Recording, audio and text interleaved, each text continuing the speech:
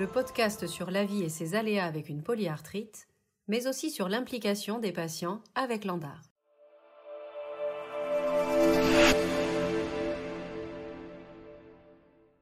Le patient partage.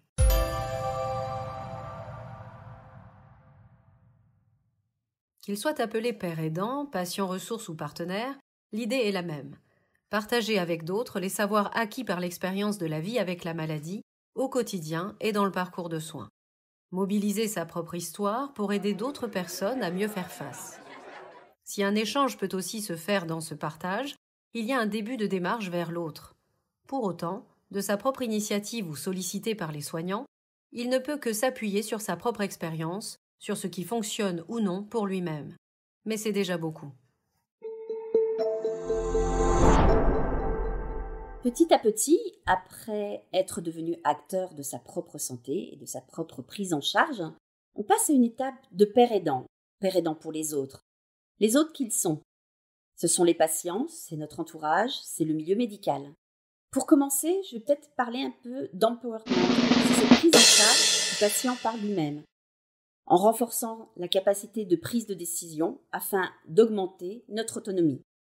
Par exemple, apprendre à se piquer soi-même, les auto-injections.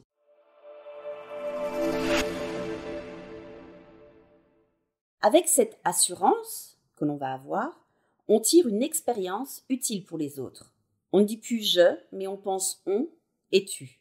Il y a là un nouveau palier à franchir.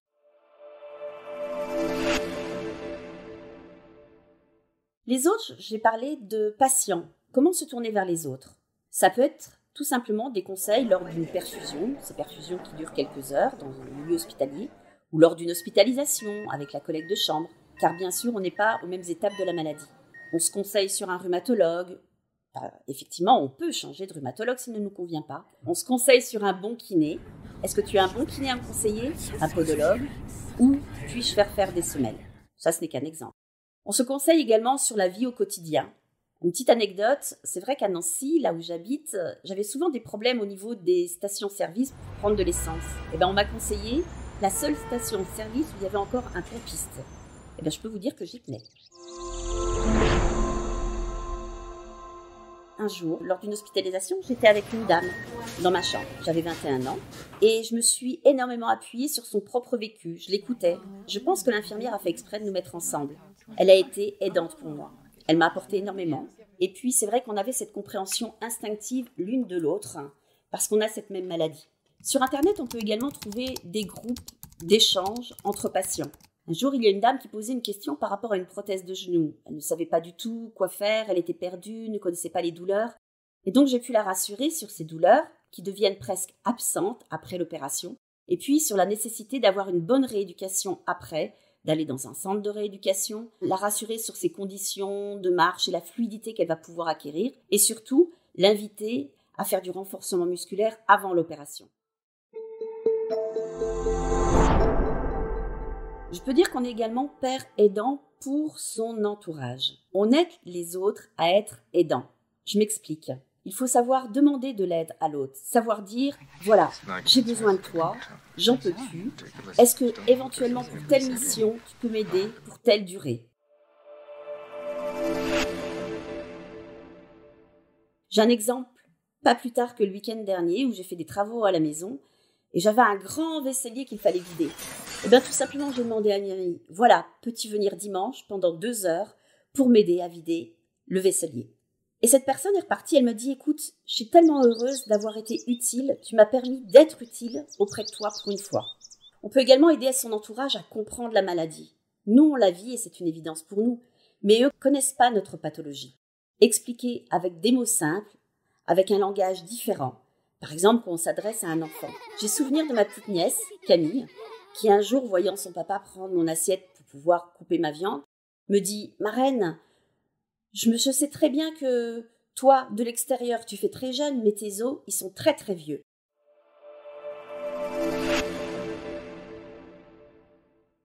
Avec ces mots, elle avait également compris la maladie.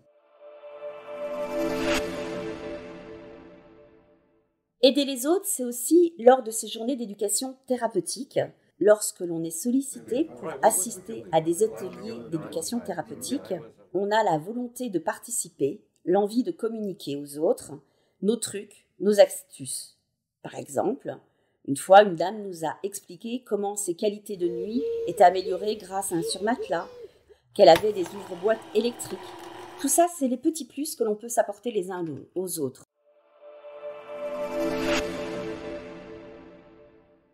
Et puis, il y a être père aidant à l'hôpital. On peut devenir patient ressource, appelé également patient témoin, dans les services. Ça, c'est à la demande du service hospitalier où on nous demande de mettre à profit notre propre expérience. Le patient témoin va devenir un nouveau partenaire de soins. Il y avait par le passé un programme patient partenaire avec une formation sur 2 week-ends dont le rôle était de communiquer sur la maladie, améliorer la relation soignant-soigné et d'expliquer le parcours de soins aux autres patients.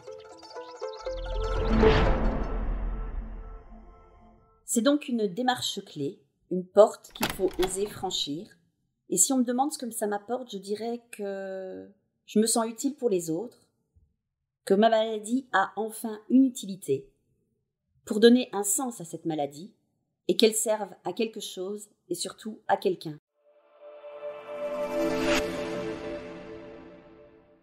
Je dis souvent, la vie est un jeu de cartes. Personnellement, j'ai eu des mauvaises cartes en main, mais ça ne veut pas dire que je vais perdre la partie. Tout dépend de ce que l'on veut en faire. C'est le point de bascule du monde de soi à l'autre.